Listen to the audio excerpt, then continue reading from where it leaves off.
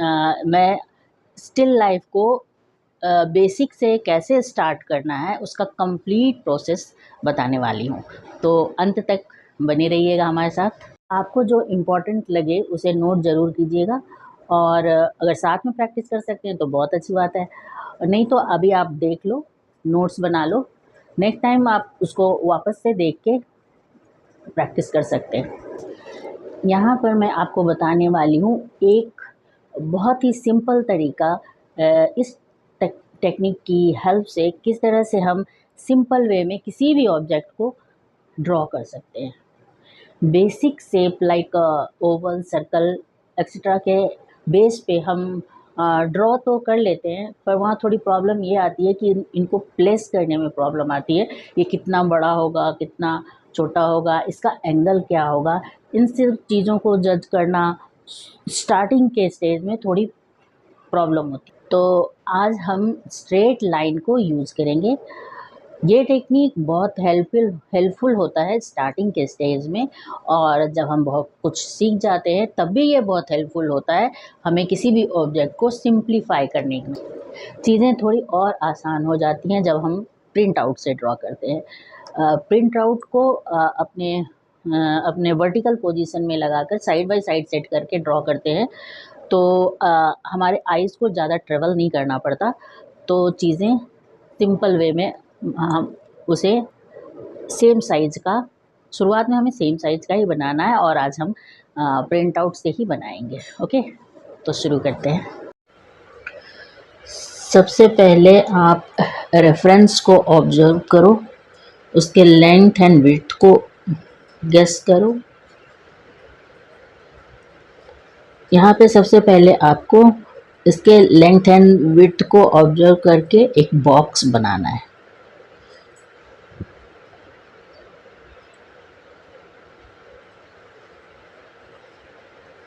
और अपने रेफरेंस में जो भी ऑब्जेक्ट हैं उसको एक एक ऑब्जेक्ट करके, इस पहले मैं जग ले रही हूँ तो उसको इसके अंदर फिक्स करना है। इससे क्या होगा कि हमारे वर्क की साइज़ फिक्स हो जाएगी। अब जिस साइज़ का हमने बॉक्स बनाया उतना ही बड़ा हमारा ड्राइंग बनेगा, न बड़ा न छोटा। इसको ब्लॉकिंग मेथड कहते हैं। इस मेथड से ऑब्जेक्ट को सिंप्लीफाई करना आसान हो जाता है। अब इस बॉक्स के अंदर ही जो इसका एंगल है उसे लाइन के फॉर्म में बनाना है, धीरे धीरे कट करते हुए इसका शेप देना है दोनों साइड, जहाँ तक हमें लग रहा है कि ये इसका एंगल है। नीचे जो सी कर्व है उसे हम डायरेक्ट सी कर्व नहीं बनाते, बल्कि उसे साइड से कट करके स्ट्रेट लाइन में जो हमने ऑलरेडी पहले से बनाई हुई है, फिर हम उसे सी कर्व का शेप देते हैं।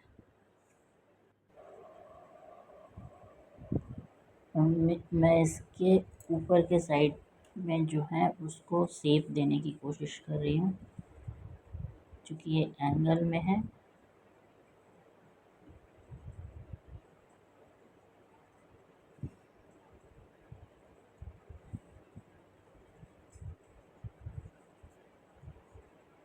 अब बाहर के जो ब्लॉकिंग के लाइन थे उसे मैंने इरेज कर दिया। अपने वर्क को क्लीन रखना इम्पोर्टेंट है, वरना कंफ्यूजन होता है।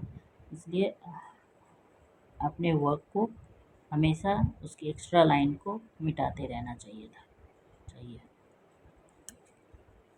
इसकी हैंडल का एंगल को देख के मैं स्ट्रेट लाइन में ही इसे कन्वर्ट कर रही हूँ। इसकी पोजीशन क्या है, कहाँ से स्टार्ट हो रहा है, के लिए मैं इसके एंगल में स्ट्रेट लाइन ड्रॉ कर रही हूँ।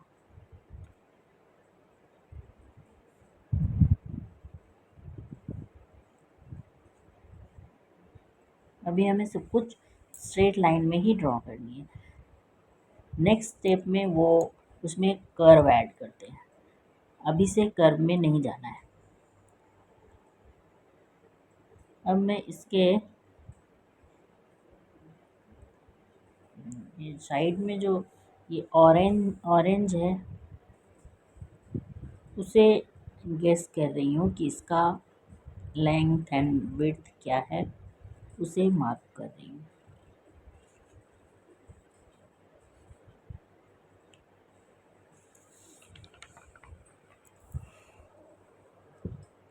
हम इसे डायरेक्ट सर्कल के शेप में करके भी शेप में बना सकती हूँ, लेकिन अभी मैं स्ट्रेट लाइन में ही कन्वर्ट करके आपको दिखा रही हूँ कि हम इसे स्ट्रेट लाइन में कन्वर्ट करके भी सर्कल का शेप दे सकते हैं।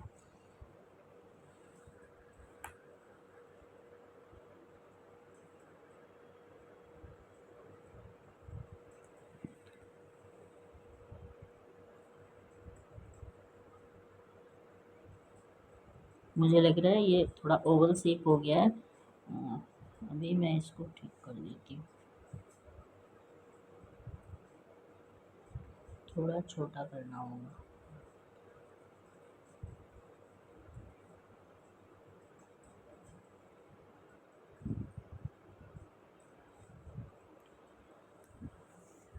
सेम प्रोसेस यहाँ भी अप्लाई करूँगी। पहले पहले बॉक्स ड्रॉ करना है मेन ऑब्जेक्ट के लिए, जो ये ब्लू जग है।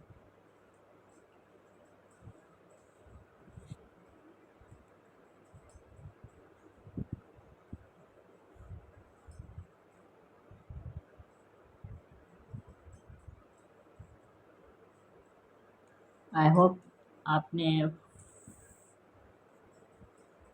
प्रैक्टिस किया होगा, स्केचिंग के फर्स्ट सेशन को देखा होगा, फिर उस हिसाब से आपने प्रैक्टिस की होगी, तो आपके लाइन में फ्लो आएगा। आप रोज़ रोज़ कुछ कुछ एक दो ऑब्जेक्ट एवरी डे आप ड्रॉ करो, आप में इम्प्रूवमेंट आएगी। मैं इसके एंगल को जज कर रही हूँ।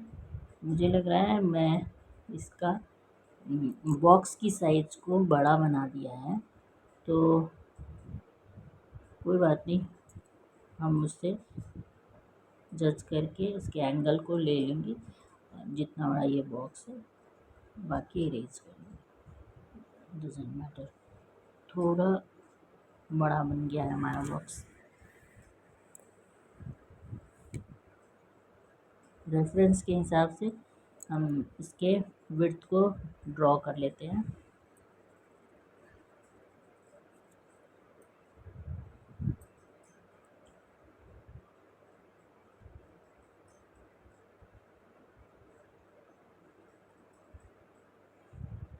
कोई भी लाइन हमें स्ट्रेट एक बार में ही खींचनी है, तोड़ तोड़ के नहीं खींचनी।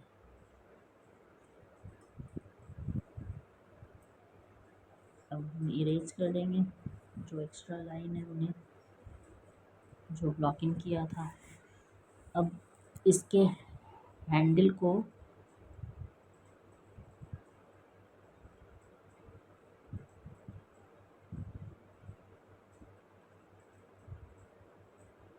आई थिंक यहाँ से शुरू हो रहा है इसका हैंडल। इसकी विड्थ इतनी है और लेंथ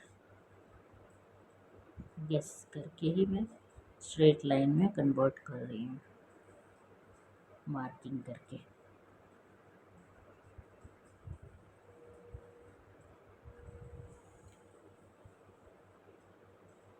अभी मैं यहाँ सारे गेस वर्क कर रही हूँ, कोई मेज़रमेंट नहीं ले रही हूँ, क्योंकि साइड बाय साइड हमारा रेफरेंस और हमारे पेपर हैं, तो हमें इसके लेंथ एंड विड्थ को जज करना आसान हो रहा है।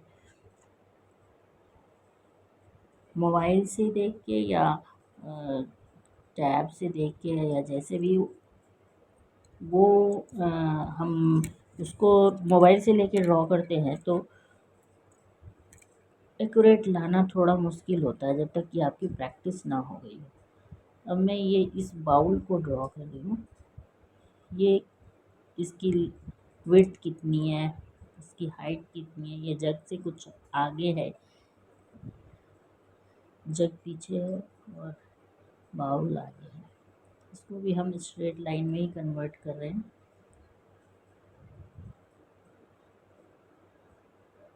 थोड़ा बहुत प्रोपोर्शन इसकी आगे पीछे हो सकती है, इट्स ओके।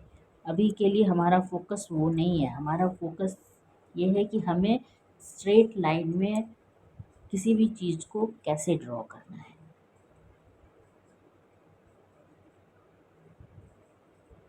स्ट्रेट लाइन को यूज़ करके, क्योंकि हमारी आँखें स्ट्रेट लाइन को अच्छे से ऑब्जर्व कर पाती हैं और हमारे हाथ अच्छे से ड्रॉ भी कर पाते हैं स्ट्रेट लाइन को।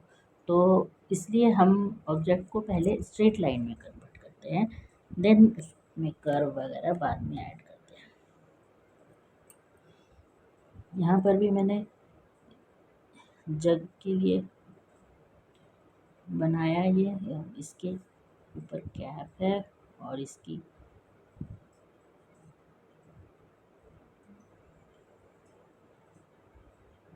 यहाँ पे एंगल में इसके पानी निकलने का या जो भी वो बना हुआ है, तो उसको बना रहे हैं।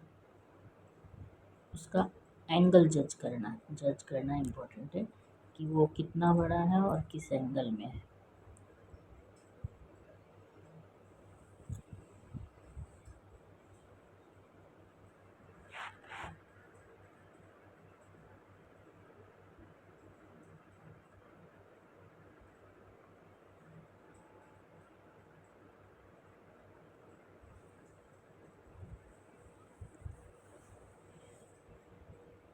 यहाँ पे मैं गेस वर्क ही यूज़ कर रही हूँ, क्योंकि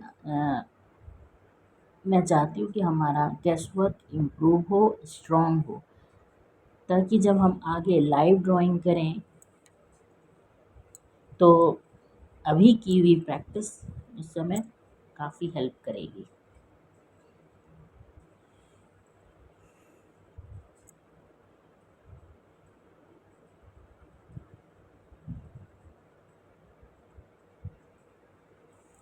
इस रेड जग के लिए हमने बॉक्स नहीं बनाया है, डायरेक्ट ड्रॉ किया है।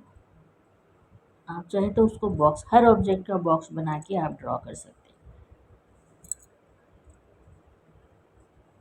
बॉक्स बनाने से उसकी साइज़ फिक्स हो जाती है, फिर वो बड़ा छोटा नहीं हो।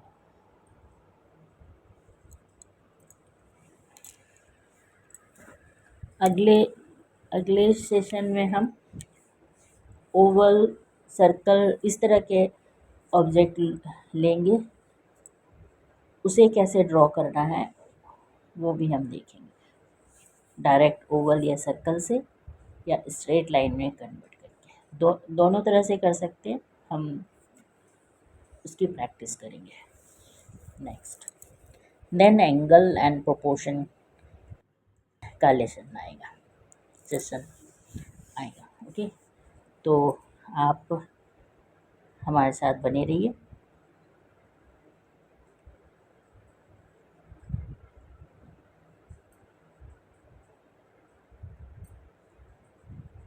साथ में प्रैक्टिस कीजिए। अगर आप चाहें तो अपने डेली प्रैक्टिस वर्क हमें शेयर कर सकते हैं हमारे व्हाट्सएप नंबर पे। मैं उसके रिव्यू दे सकती हूँ, कहाँ गलत हो रहा है, कहाँ इम्प्रूव करना है, वगैरह वगैरह। अगर आप शेयर करेंगे अपने वर्क्स को मेरे व्हाट्सएप नंबर पे, तो मैं रिव्यू आपको दूँगी।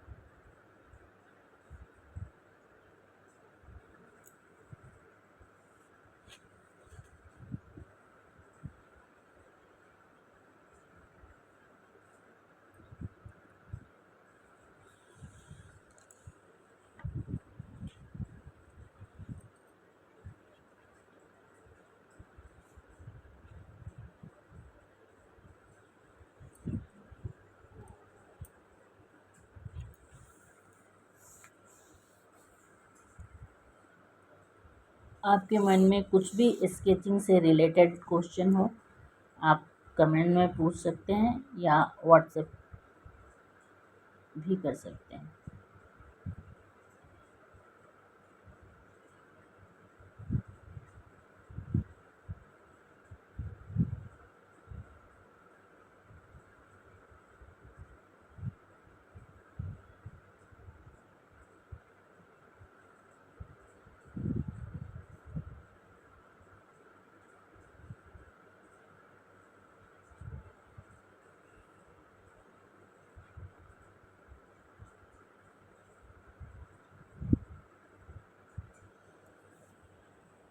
इसकी लेंथ को जज कर रही हूँ।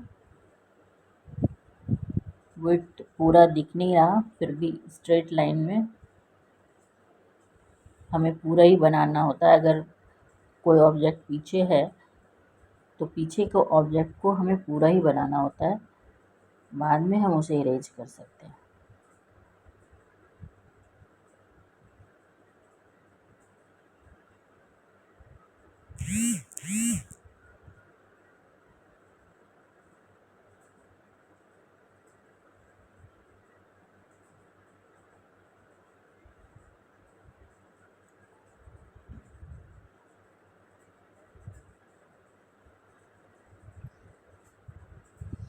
इरेज करते रहना, अपने वर्क को क्लीन रखना बहुत ज़रूरी है, वरना बहुत ज़्यादा कन्फ्यूज़न होता है कौन सी लाइन सही है कौन सी नहीं। तो आप अपने वर्क को क्लीन रखिए। इस ग्लास, जो भी है, ग्लास को जज कर रही हूँ कि ये बॉटल के कहाँ आ रहा है।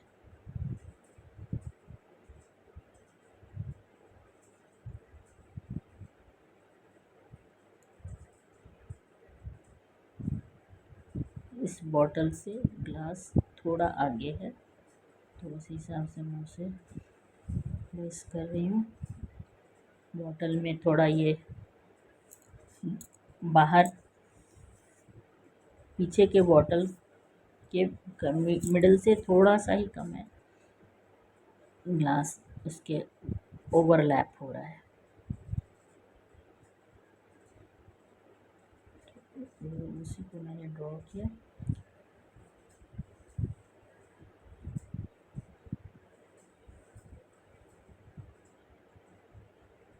ग्लास के ऊपर का जो ओवल है वो थोड़ा अलग सा शेप है इसका, तो उसको देने की कोशिश कर रही हूँ।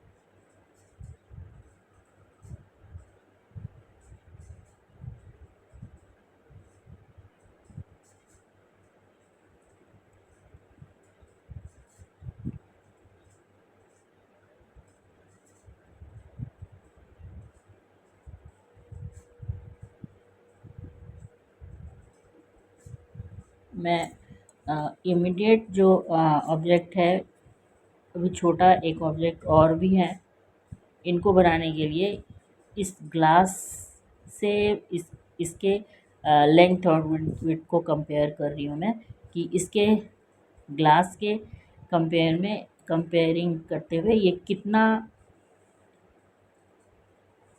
बॉटल के कहाँ आ रहा है और ग्लास के कहाँ आ रहा है, उसको जज करने की कोशिश कर रही हूँ। इमीडिएट ऑब्जेक्ट से अगर आप जज करते हो तो ज़्यादा एक्यूरेसी आती है। पीछे वाला जो बॉटल है वो काफ़ी बड़ा है और वो तो उससे जज करना थोड़ा मुश्किल होगा। तो हम इमीडिएट ऑब्जेक्ट जो उसके पास का है, ये उसके बनिस्बत थोड़ा बड़ा है और पास भी है, तो हम उससे इसको जज, इस छोटे वाले ऑब्जेक्ट को उस ग्लास से जज कर रहे हैं।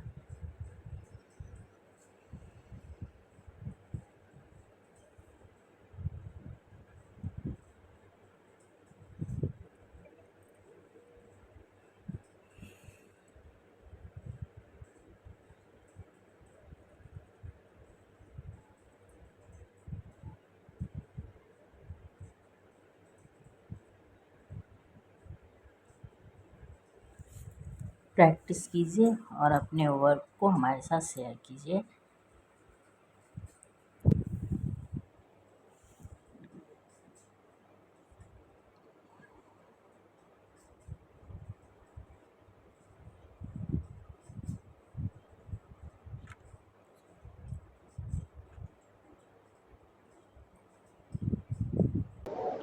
Keep practicing. If you are new here, subscribe my channel and like this video.